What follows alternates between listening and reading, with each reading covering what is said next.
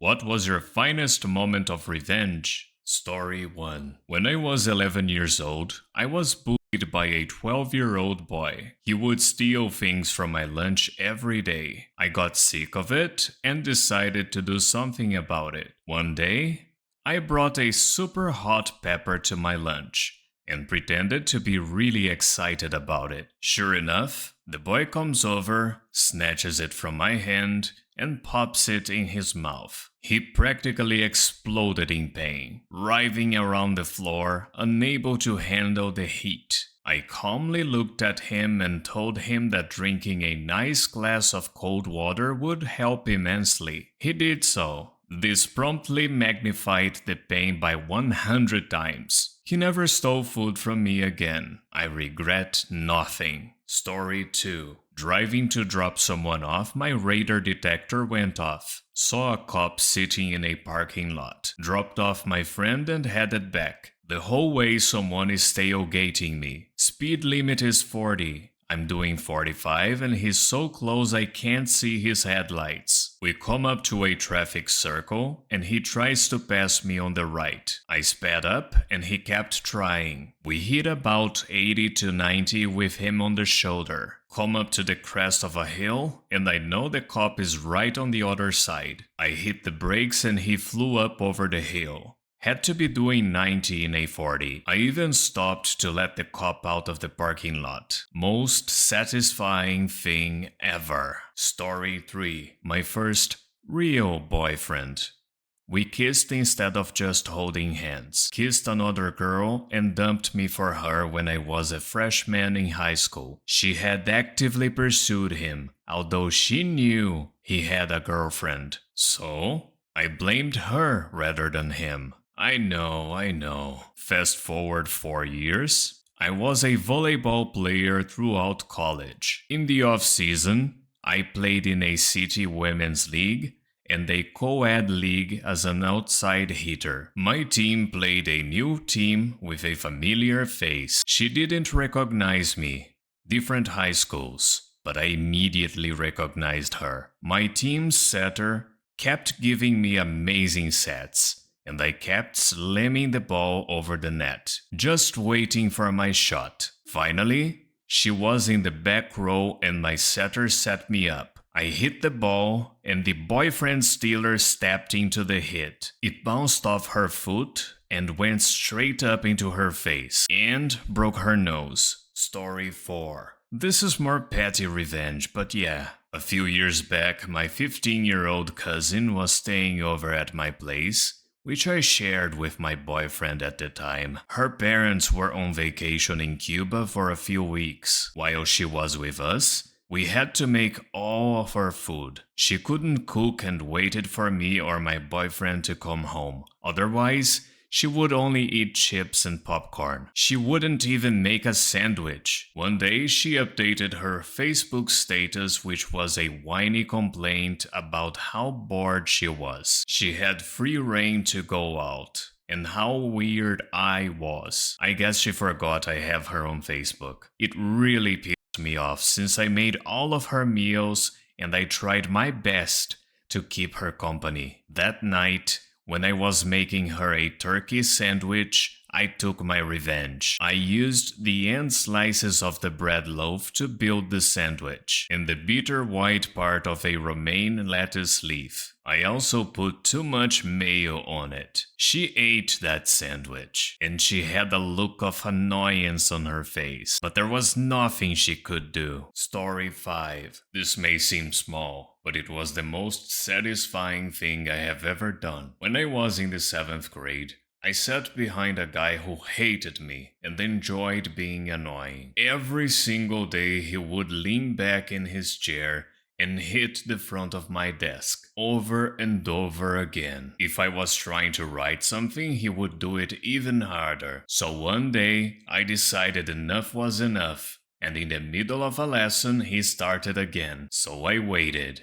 and right as he was leaning his chair back fast, trying to knock my desk hard, I pulled it back. Without my desk behind him, his chair tipped right over, and he hit the ground hard. I can still clearly remember him cursing me beneath the laughter of the whole class, and the teacher yelling at him to get up. The look on his face was a mixture of shock, embarrassment, and pure rage as he looked up at me from the floor. That guy never messed with me again. Story 6. A bad repair shop in Moab, Utah, messed up our car, which left us stranded in a nearby national park. We called and demanded they tow the vehicle in, and while they said they would come to get us, they never did. When we talked with park rangers, they were quite familiar with the shop. The biggest in town and with a terrible reputation. We were on our honeymoon and had more time on our hands than I imagine most travelers do. We went to the shop and demanded a full refund, and when they refused,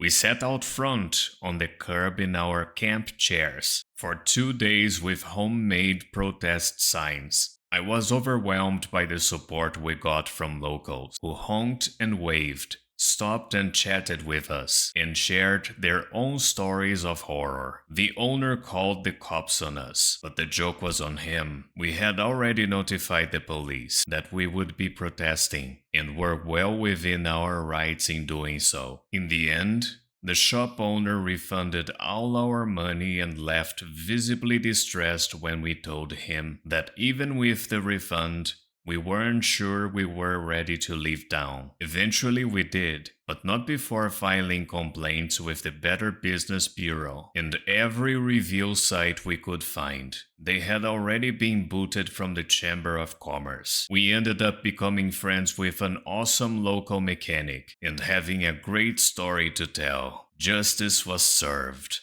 and we felt a tinge of guilt. Story 7. My ex-fiancé walked out on me a week before the wedding. I later married a great girl, became much wealthier, and was about to have a kid. Meanwhile, I heard she's still living in her parents' apartment and is actively looking online for dates. The best revenge is living a better life without her, and that's what I did. Story 8. When I used to be a cheerleader, we were organizing a trip to Florida from the UK to do some training and to have an awesome holiday. I took charge organizing the flights and asked everyone if they were okay paying me back if I bought all the flights together. Yeah, I know, bad idea. Anyway, needless to say, one girl changed her mind about going because she was starting a new job. And just before we were due to go, I got a handwritten note in the post from her mother. We were in our 20s, saying that she never agreed to me booking a flight on her behalf and that she wasn't liable to pay me because she had decided not to go. I was in a bit of a panic because I didn't have her home address, and she just ignored all my calls and emails.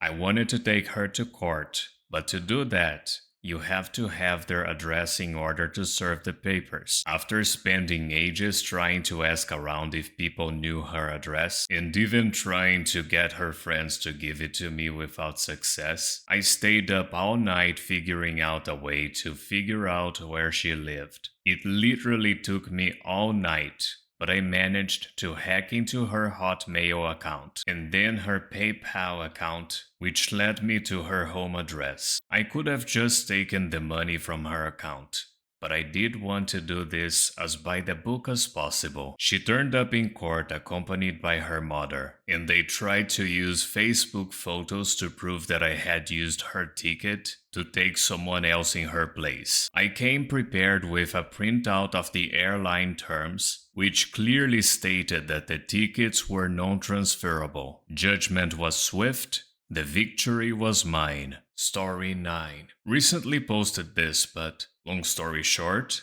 a kid I was friends with hit me in the balls 3 times one night. He then called me a wee baby and got in my face. He tried to make me flinch by half swinging at me. I didn't flinch, but instead headbutted him with everything I had, crushed his nose, blood pouring out of his face. I had a tiny cut in the center of my forehead, with 1 line of blood running down my face. I looked psychotic but cool. Also, F you for that, David. Story 10. I ground up laxatives and tainted all my kitchen fridge food with it. to figure out which of my 7 roommates was eating all my food, while I survived off a secret stash in my mini fridge. I found out who did it.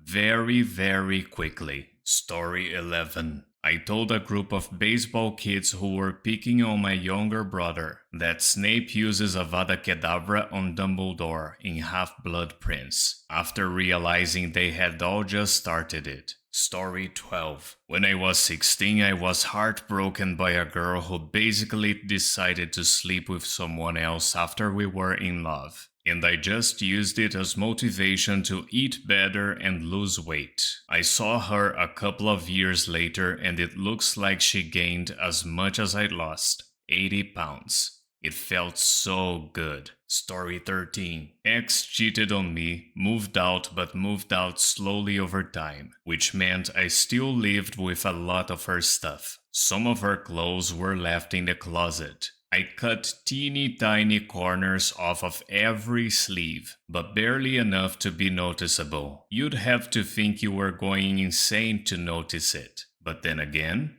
over time, each sleeve did look somewhat off. She eventually asked me about it months later. I denied everything. I regret nothing. Thank you so much for watching. Don't forget to like, subscribe, and activate the bell button to receive notifications to my latest videos.